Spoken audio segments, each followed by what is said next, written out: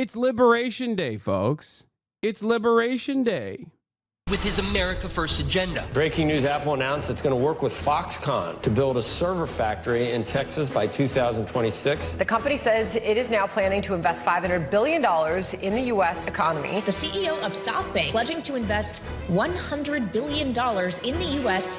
over the next 4 years. This is President Trump delivering on the promise he made to the American people on the campaign trail. The idea is come to America, build greatness in America, build for American customers. Project Stargate. It's a joint venture between SoftBank, Oracle, and OpenAI, and they're going to create a data center that will eventually be expanded to other states. Shows people are listening to Mr. Trump's pitch to bring new industry to America. This is the latest pledge from a foreign business leader promising to spend big in the U.S. as a result of Trump's election victory. Founder of the property development company DeMac Properties is pledging the money. President Trump announcing $100 billion investment from Taiwan Semiconductor, bringing the company's total American investments to $165 billion. The most powerful. The thing about all of this that I am still genuinely confused by is that as a leftist, okay, I am not against trade protectionist moves. I'm not a free trader, okay? As much as I love how much China has been able to develop as a consequence of that free trade, I'm not a free trader, okay? I'm not. So I'm not inherently anti-tariffs. This is something that I have talked about quite frequently on this broadcast ever since the tariff stuff happened. Having said that, there's two things that don't make any sense. One, broad tariffs across the board against every single country is insane. It's just stupid. It's just not it doesn't make sense. It literally does not make sense from a right-wing perspective. It does not make sense from a left-wing perspective. It just simply does not make sense. I'm sorry. I know Giannis Varoufakis tries to find like the 5D chess move behind all of this, but like it still does not make sense. The reason why it doesn't make sense is because some materials are not, they just don't exist here. Okay. Some of the goods that we need to bring into the country simply do not exist in the United States of America. A lot of goods that maybe used to be previously manufactured in the United States of America don't get manufactured in the United States of America any longer, so there's no competent, competitive domestic manufacturing capabilities in this country. So this is precisely the reason why it kind of doesn't make sense. Like, it makes sense for the UAW to be on board with these tariffs because they are a domestic car manufacturer, okay? If the goal ultimately is to beef up U.S. manufacturing, then great. Obviously, I have issues with that as well because I wish that, and this is not about the UAW, but more so like Ford and all these American manufacturers, like I wish they would also focus their efforts on making perhaps maybe smaller cars, safer cars, nicer cars in general, electric vehicles that are competitive with like the Chinese EV scene. It's impossible to do at this point regardless, but like, you know, those are different issues. But in terms of the pure economics of this, I understand why a Bernie Sanders style presidency would engage in a similar act. They'd probably get assassinated before they completed it. But I understand why someone would do trade protectionism, especially as it pertains to competitive domestic manufacturing capability having sectors like cars. Okay? One of the few, it's basically one of the few industries that exists in this country that is not about making baby murder machines. Ironically enough, you can make the argument that cars are baby murder machines because they're so high and so large, so they definitely run over pedestrians, specifically pedestrians under a certain height, i.e. children. But that's not the point I'm making right now. That's not the point I'm making currently. I'm not going to be making that point. But it still doesn't make sense what he's doing. It does not. AI chips in the world will be made right here in America. Things happen so quickly in the Trump world, right? It's 100 days. Right. It feels like it's 100 months. This is leadership. This is taking control of the problem for military, for everything, for industrial, for our economy. Even if it causes short-term pain, the reality is it is the right decision. NVIDIA says it will invest hundreds of billions of dollars over the next 4 years, part of the manufacturing renaissance under President Donald J. Trump. Furniture maker Prepack are shifting their operations from Canada to North Carolina. Johnson & Johnson. UAW fucked people supporting Trump? No. The UAW does not broadly support Trump. The UAW, on the other hand, does support these tariffs, specifically ones that are placed upon car manufacturers. The reason why the UAW supports that is because it is comprised, not entirely, but a big chunk of UAW is, as is the name, United Auto Workers. They are auto manufacturers, an auto manufacturing labor union. Yeah, of course they're going to support trade protectionism that will inevitably yield larger and larger initiatives to build more automobiles in the United States of America. Why wouldn't they support that? That makes sense. Yeah, that part makes sense.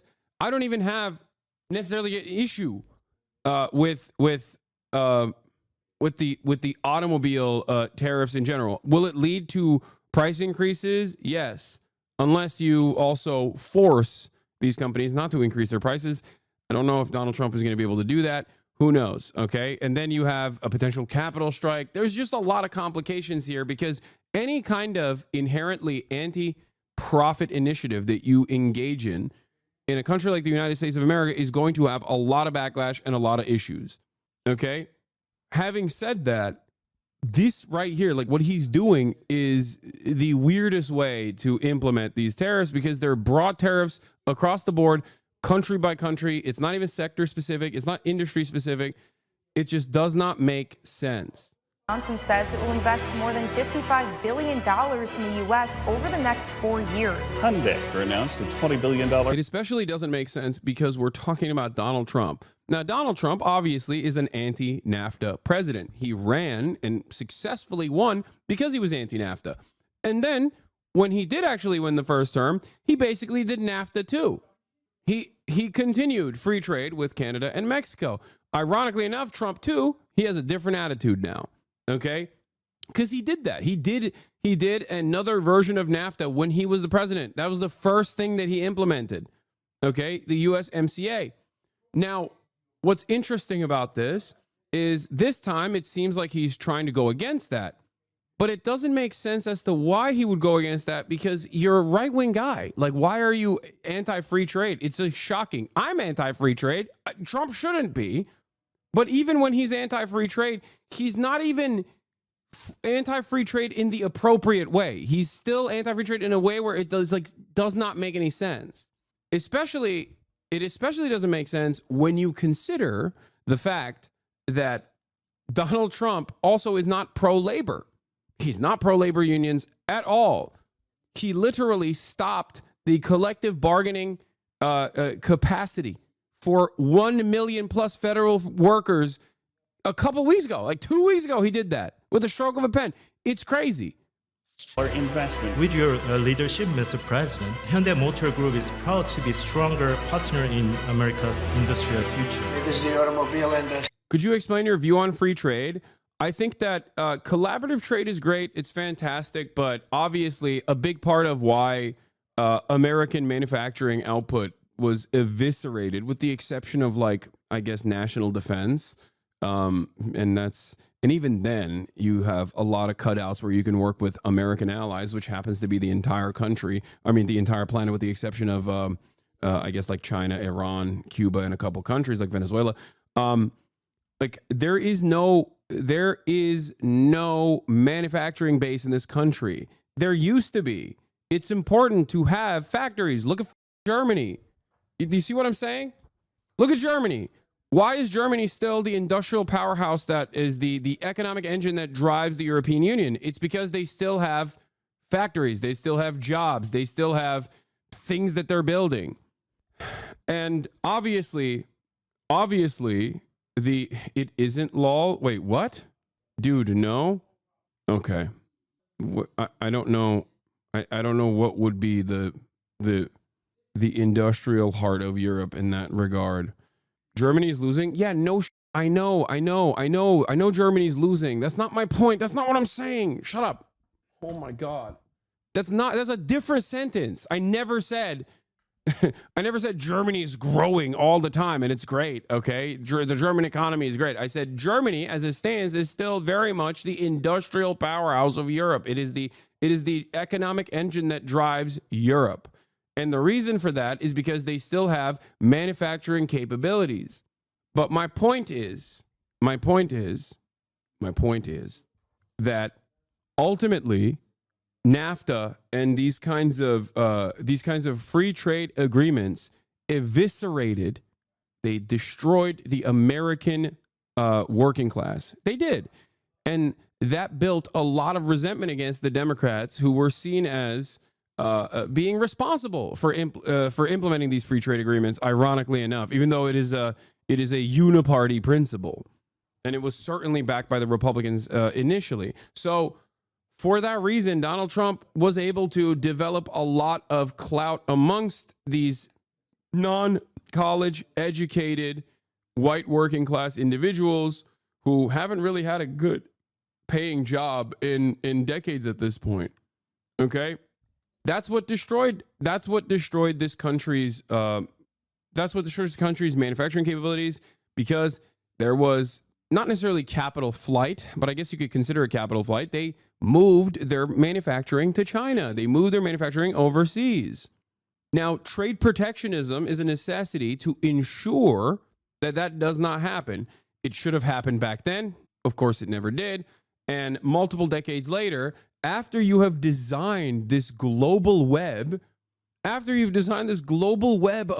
trade, you're turning around and going, yeah, we're gonna break it entirely. That is always going to be a difficult situation. That's always going to be an incredible, mountainous task to defeat, especially when you're a right-wing guy, especially when you're seemingly on the side of capital. It just doesn't make any sense the way he's doing this.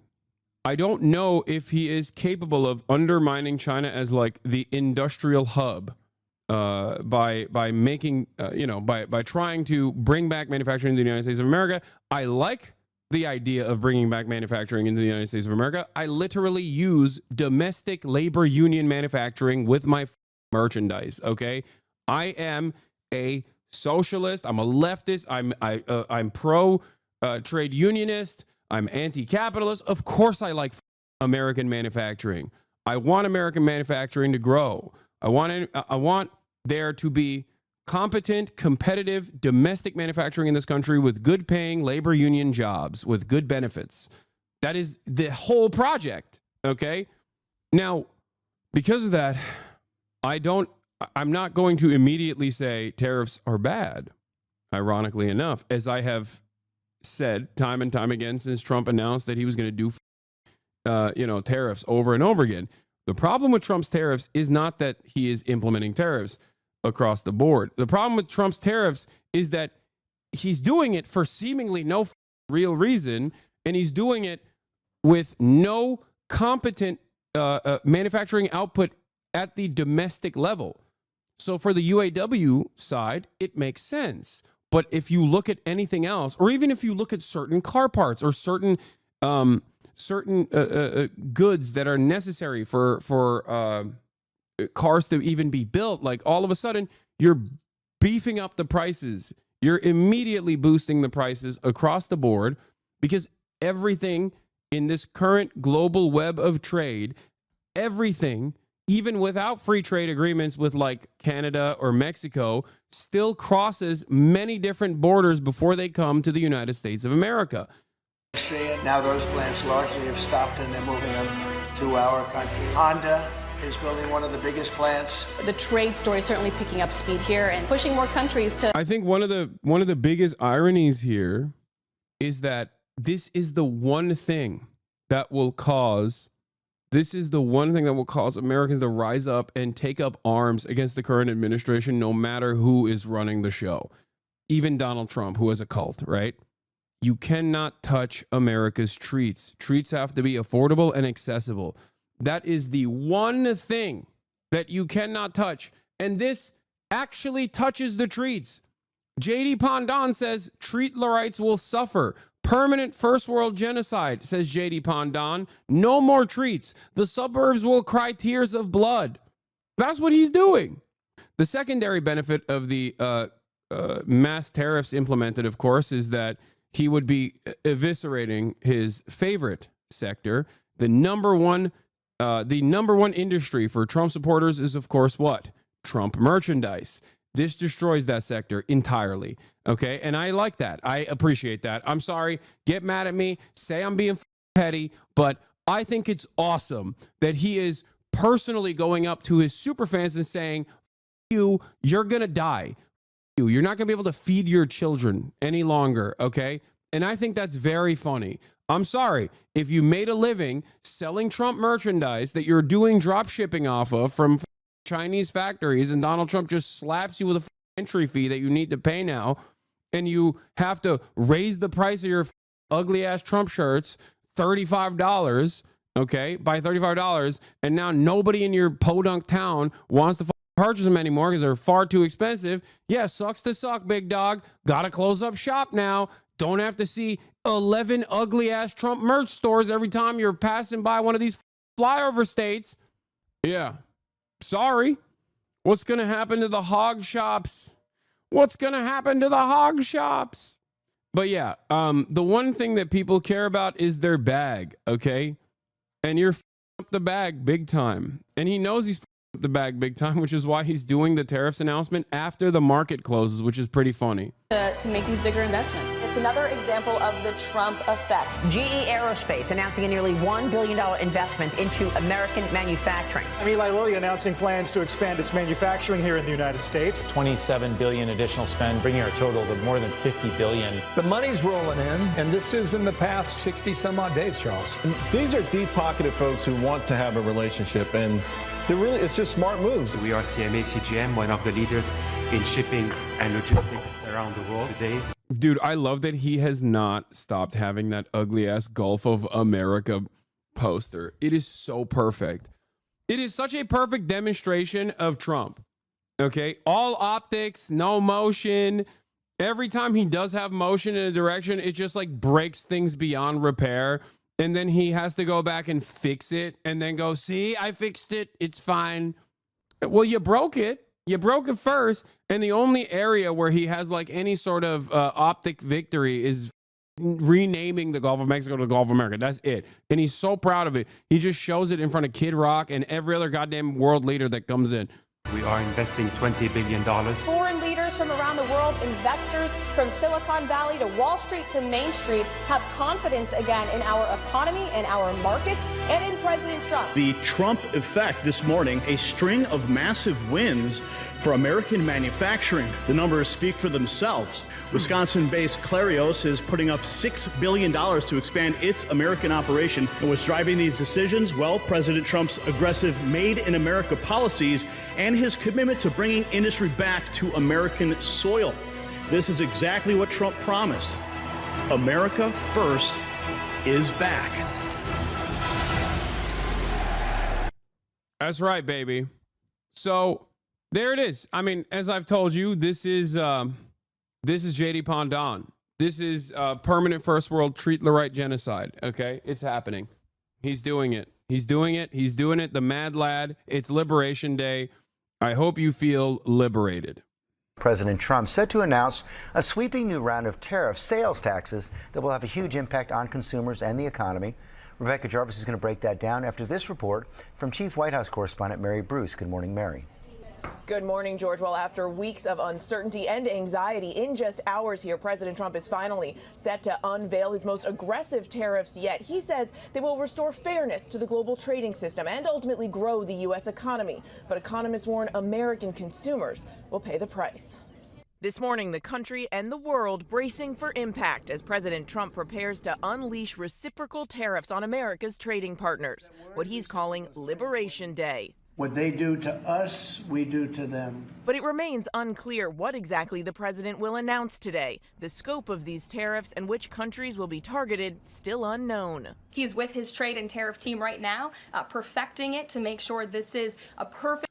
This is one of my favorite parts of the Trump administration. Aren't you a treat-lerite yourself, lol? Yeah, I am. I love treats. But also, if there was a world where, well, first of all, it won't impact me. It doesn't matter. Everybody likes to talk about how much money I spend, but like for how much money I make, the amount of money I spend is negligible. Okay, so it's not a real issue. I'm being very honest with you. Many people in my financial circumstance will lie to you and be like, "Oh, this is really hitting me hard." Rich people are lying to you when they say that. Okay, that's number one. Number two, as a treat-lerite myself, ultimately, if fucking there was a limitation on what kind of treats I could consume that still yielded tremendous bounty for the American working class, I would take that shit in a heartbeat. I don't give a fuck. I've said this before. I would literally dump the take can in the goddamn ocean if it meant that we could have walkable cities in Los Angeles and public transit. I would never even look at it ever again. That's it's so stupid. My advocacy revolves around trying to raise taxes on people like myself. This is not like a gotcha at all. Having said all of this, hold on. My garage is called the Ocean. Yeah, I would literally ocean. I was pro trade protections policy BYD U9 speed got to try out, and now my treat-lerite mind started foaming and shaking. Yeah, I know. Wait, what was I gonna say? What was I talking about? I'm forgetting. Oh, one of my favorite parts about the Trump administration always is like they have the energy of me during finals as school, where it just everything feels haphazard and slapped together last second. It's like they've been talking about implementing these tariffs for months now. Donald Trump said he was going to do it the entire time for like a year before he even, before the election, right? Before the actual election day, he was like, tariffs is my favorite word. And it's like, now the time has come. He set himself, he set this hard deadline on himself. And even then they're like, they're working round the clock. They're up late night trying to figure out these tariffs. It's like, bitch, what do you mean they're up late night? This guy's been saying he wanted to do this for a year and a half. Why are they talking about tariffs literally the day before he implements them? Are you guys crazy? What are you talking about? This isn't some class that you took in college to get an easy A to beef up your overall grade, okay? This is the global economy. This is the entirety of the American economy. And these guys are like, yeah, we're working tirelessly around the clock. We're planning it. It's like, well, maybe you should have planned it before you came out with this idea. This doesn't make any sense. What the hell?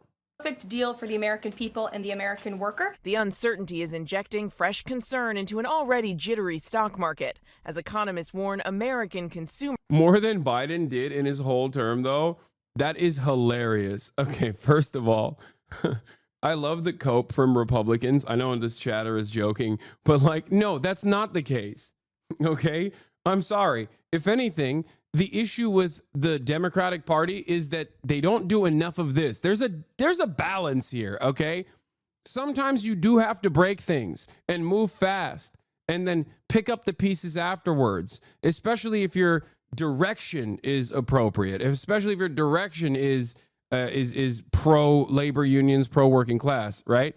The Democrats never do that. That is my problem with them. They never do that. They are genuinely terrified. They endlessly focus test every single minute detail until their plans are basically nothing. And they are so conciliatory. They come to the table they come to the bargaining table pre-bargained. And then they reduce the policy implementation after the fact too. It is one of the most annoying aspects of this. It's one of the most annoying parts of how the Democrats operate. It's one thing that I always say when I'm like, Democrats should do politics like the Republican Party and not the policies of the Republican Party. Okay? I wish they were just like moving fast. Can you imagine Bill Back Better is like, oh, look alive, Jack. We're doing an engineering corps. I don't care. Oh, you don't like it? Well, guess what? You'll like it when the potholes are fixed in your neighborhood. You know, that type of shit. That's the energy that I wish Democrats ever had. Of course, Brandon would never be able to do that because he's dead. He's a dead man. He was a cadaver, okay? Consumers will bear the brunt of this. Tariffs on imported products are taxes paid by American businesses. Those costs are then passed along to consumers in the form of higher prices on everything from groceries and electronics to cars and clothes. The president insists his tariffs will ultimately boost the economy and encourage manufacturing in the U.S., but it could take years to ramp up production on American soil. The message from the White House. Yes, of course it will take years to ramp up production. And of course there will be growing pains. The problem is the guy that is implementing this is not pro-labor. And therefore, I don't even know what reason he's implementing this for to begin with. It just doesn't make any sense. I suspect he backtracks from the tariff stuff eventually. He's just going to backtrack. Answer my dono, shoe sniffer 42. Write it in the chat instead of donating it. This shit's so funny because like CEOs can take a tiny bit of stagnant millions and not raise our prices. Yeah, that's never going to happen. Let's be real. Have faith. You should trust what this president did for you in his first term. He effectively utilized tariffs while driving down inflation. But experts have concluded the tariffs during Trump's first term drove prices up.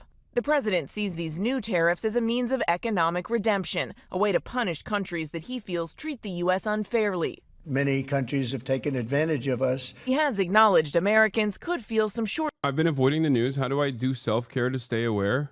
Wait, what? Okay, dude, I'm not going to answer that question right now. Come on. Short-term economic pain.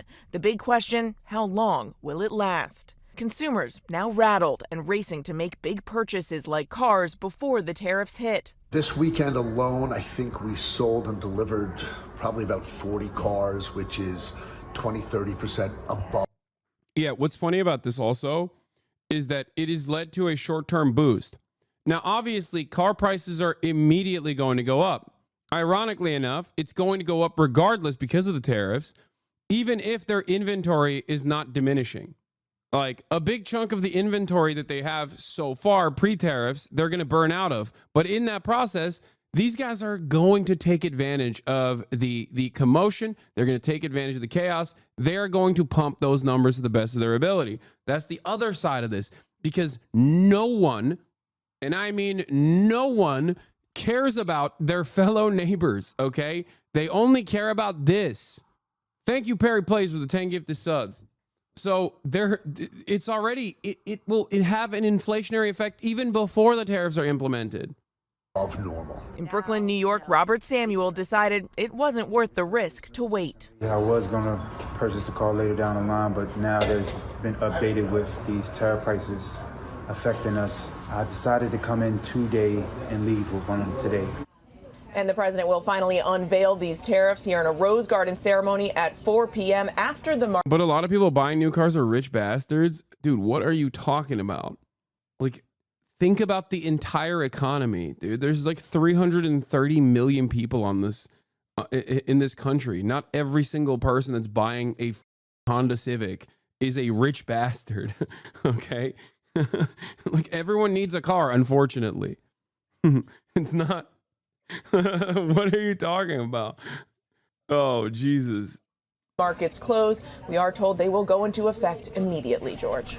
Okay, Marion, one other thing that's going into effect, these massive layoffs at the Department of Health and Human Services. George, 10,000 layoffs are now underway at HHS. The move catching many off guard. We saw those long lines yesterday of federal workers outside buildings waiting to learn if they'd been fired. Some showing up only to discover their badges had been cut off. Now, among those fired, Incredible. the FDA's top tobacco regulator under. Incredible work, sir. Thank you so much. Mass layoffs at the federal, mass layoffs at federal agencies, mass price hikes. It's just like, it feels like you're just trying to break everything, and not even for some kind of decipherable good purpose where you're going to rebuild it in a way that benefits the needs of the 99%. You're just kind of breaking it. And it doesn't even feel like you're breaking it for capital owners either. It feels like you're breaking it for the sake of breaking it. That's what's so crazy. Whose leadership teenage tobacco use dropped to its lowest point in a decade, also laid off researchers working on everything from drug use and mental health to reproduction and infertility. And it's awesome because Ideologically, Donald Trump's actions here are, if they weren't so insane, if they were directional, if they were directed like a specific sector with the intention of like boosting manufacturing in the United States of America, Republicans will still have a hard time defending it because Republicans are free tradists. They love free trade. They defend capital. Capital loves free trade. It is perhaps the greatest way that you can instantly reduce the only malleable aspect of your commodity production, that is labor. That's the most malleable part of commodity production. Okay, unless you find a new sector where there's just like a robust amount of the ingredients that you need to build things, right? Without that, unless like natural resources boost or something, it's pretty set. Like prices prices for just like simply the things that you need to the raw goods that you need to build is set already. Okay. Whereas the labor part of this is the most malleable aspect of it. It's the one that you can dominate. It's the one that you can always lower. Okay. With technological improvements, you can always reduce the number of people that you have to pay for benefits on. You have to you reduce the potential cost down the line if your workers are getting sick or hurt, and then you have to do additional payouts, right? It is the greatest way to improve your profit margins. Now, this is precisely the reason why it was a massively beneficial move to be able to move manufacturing to a developing country, and to many developing countries, as a matter of fact. It was awesome for the capital owners. They did that. They were so stoked on it. Therefore, it's very difficult for the Republicans on Fox News to defend this move, to defend the tariffs, which albeit are being done also in a haphazard way. But even if they were done in a directional way, with direct coordination with like labor unions, for example, they still would have a hard time defending it. This is ideologically the exact opposite of what these people believe. They're free trade guys, okay? And the Democratic Party is also permanently on the free trade side of things. It's crazy. It's like a total uniparty position, with the exception of Donald Trump, it seems. And workplace safety. George. Okay, Mary Bruce, thanks very much.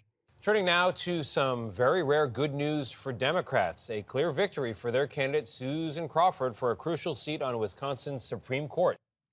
Before we get to this Democrat-backed candidate wins Wisconsin stuff, I wanna complete my thoughts on this, right?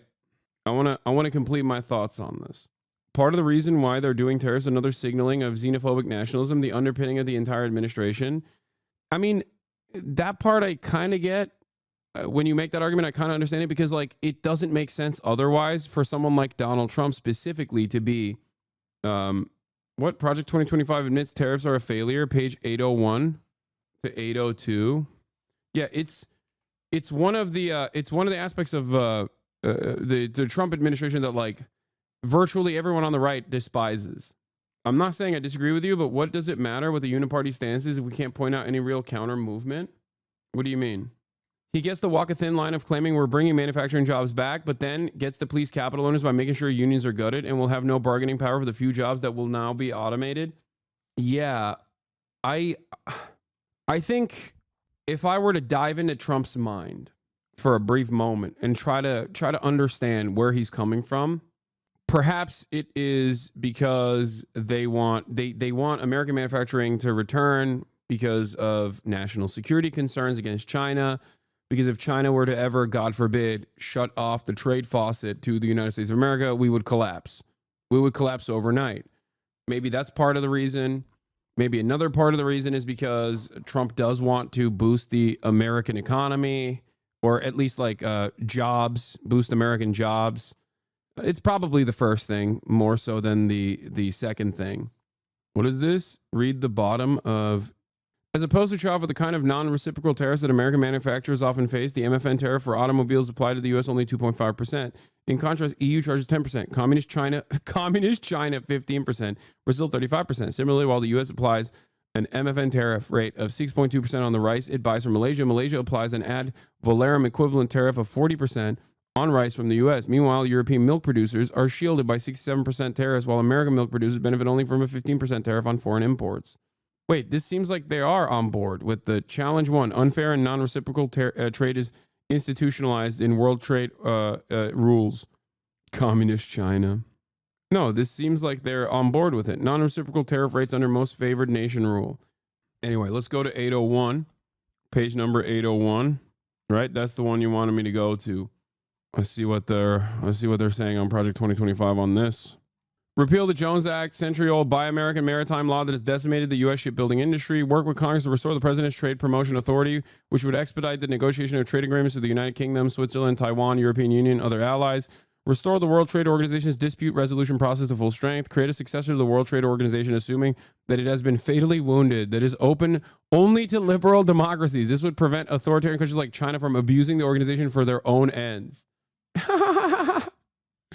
Oh my God. Adopt a multi-pronged. Yeah, this is all an effort to undermine pre-existing international institutions that America has already used as a cum sock, only because, like, in that process, China was able to expertly take advantage of the endless profit-seeking capital owners in the United States of America and develop a competent manufacturing and become the manufacturing hub of the planet. Adopt a multi-pronged China strategy to convince the Chinese government to reform its illiberal human rights and trade policies. Rejoin the TPP, whose 11 members are developing institutional trade norms in an important geopolitical region without U.S. input or involvement. Reorient the proposed Indo-Pacific economics framework for prosperity to focus only on trade issues, which it currently ignores in favor of progressive wishlist policies. Strengthen diplomatic pressure in concert with allies against Beijing's abuses. Encourage cultural and intellectual engagement with the Chinese people, remembering that blue jeans and rock and roll helped win the Cold War. Dude, this is written in such a funny way. You are 75 years old if you think that the Chinese people don't have access to the exact same things that you're talking about right now. That's so stupid.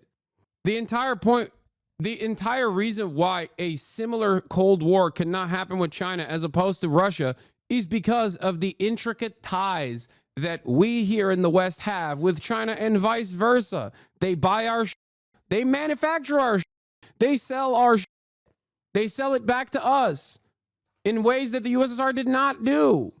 This is so stupid. The idea that you think you can do cultural imperialism on China when China has eaten up all of the American culture. They love it. They love American culture. They consume it.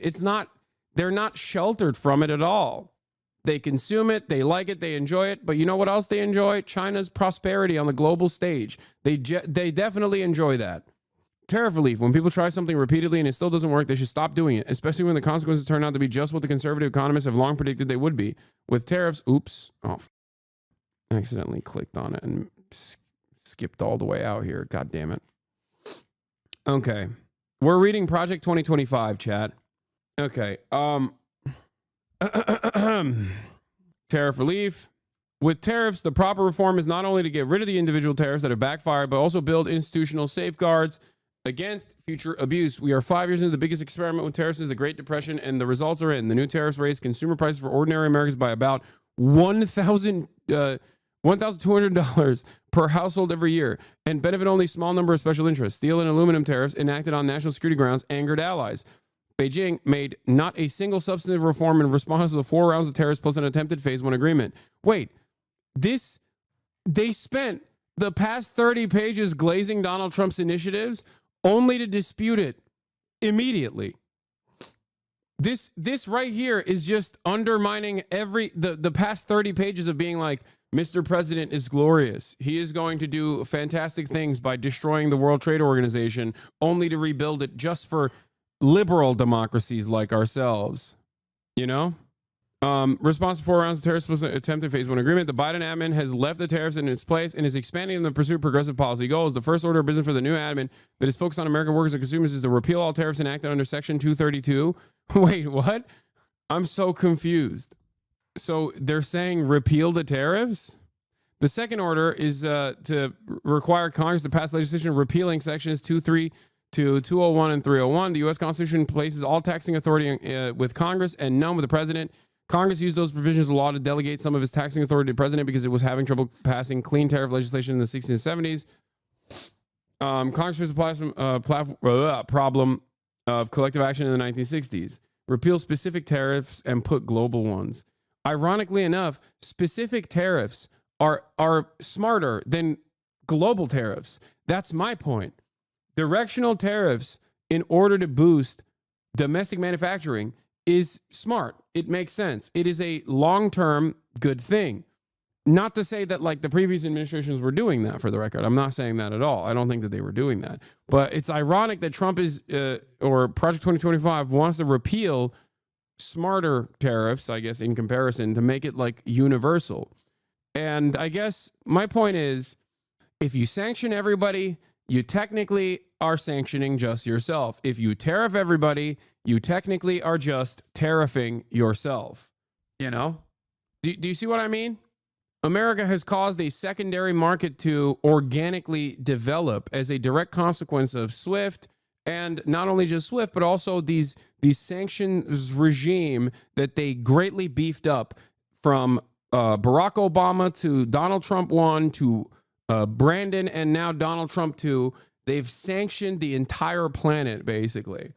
And now they're tariffing the rest. Sanctions for our enemies, the poorest countries in the global south, in order to keep them as poor as possible. And then tariffs for our allies.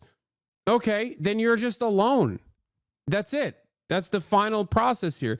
And it's very difficult. It's very difficult for these guys, these poor guys, to defend these decisions. Let's take a look at what Fox and Friends had to say about this, you know? But Moody's comes out and they said that an escalation of the trade war could wipe out 5.5 million jobs and lift unemployment to 7%, and GDP could drop 1.7%. That's if people don't come off it, and Moody's is not for it. But the tariffs will apply, will bring a lot of money in on just the tariff goods. And let's see, the ultimate goal is to bring manufacturing back here. Right. Rokana doesn't think it's going to... Nothing wrong with tariffs. I'm going to live an exciting life as a smuggler. Now is the age of sail. That's right. The world has yielded tremendous bounty for me. I am a pirate. Bring manufacturing. Well, Brian, that is the dream. Keep in mind, this is a gigantic experiment like we've never seen before. You know, on paper, it looks great to the president and his team, who were talking about it would be great to bring jobs back to the United States. But keep in mind, people have got to come over here and build factories, and that takes years. And there's a lot of uncertainty on Wall Street and also in the business community about, okay, this new round of tariffs, how long is it going to last? Are they going to last 1 year, 5 years, 10 years? They've got to be able to plan, and that's why the stock market has been all over the place. That's right. And you know, Jackie, Oh man, it's just hard. You know, our brave, bold, beautiful president, who always is the best thinker, has the best interests of the wealthy in mind, I promise, and the working class in mind. He's doing his very best. But the problem is, you know, even when he's doing his very best, the market simply doesn't understand. You know, the market moves. The market thinks in decades. Donald Trump thinks in centuries. And that's the problem. And you know, growing pains. It's just growing pains. Just thinking about that. The president's calling it Liberation Day, but maybe we should call it Libation Day, because I know Wall Street's all over the place. They might start hitting the soil. No, that's good. That's good. It's a good thing, right? It's good when market volatility famously is a good thing, right? That's what capital owners love, especially when it's so volatile that you can't even you can't even make like discernible good stock trading decisions. At 4 o'clock when they finally unveiled this thing. I was maybe even sooner. Yeah, that's right. I was reading this morning that apparently, according to the Wall Street Journal, some are still Some people in the business community and on Wall Street are still banking on the idea that the White House might actually pull back on the tariffs if something bad happens to the economy. And I know Goldman Sachs. I love this, dude. Everyone is just like, all of America's wealthiest capital owners are sitting around biting their nails at the whims of seemingly a madman. It's awesome. Oh, he's not serious, you guys. He was just memeing. He was just joking. I think, right? Right? You're joking, right? It's hard. It's hard for me not to look at this and laugh a little bit. I mean, it's sad because, as I've said time and time again, in the stock market, the gains are privatized and the losses are socialized. So when the stock market is up, you're not going to feel it. But when it's down, you certainly will feel it, right? And it is down, or it's been down for sure. So I have chatters talking about how like their 401ks are just like getting gutted in the process. My crypto bros cope by saying volatility is vitality. I am seeing a lot of crypto bros saying the exact opposite because the crypto markets are crashing too. Like universities and law firms, CEOs stay quiet amid fear of getting crossed with Trump. As trillions in new tariffs come out, some see little upside in objecting even privately. What good would it do if they said anything, said Mark Cuban. I've seen a lot of them saying it's a good thing because there's a fire sale. Yeah, they're stupid. I mean, they're in crypto anyway, so they're stupid regardless. The crypto bros cope is that this will crash the dollar and everyone will move to crypto is the dumbest argument that anyone could ever make. Because at the end of the day, one, you're living in America. If the dollar crashes, the entire global marketplace collapses. What are you talking about? And it will also crash crypto as it is doing currently. So what the are you talking about? Everything is tied to the dollar. People are so dumb. What? This is a thing that I will never understand as well. Like Trump makes like these little schemes and grifts on the side for cryptocurrency millionaires and whatever. And that's one thing. But why in the ever-loving would an American leadership destroy the global petrodollar, the global currency, which is perhaps the most significant factor in America's global dominance? Why would they do that?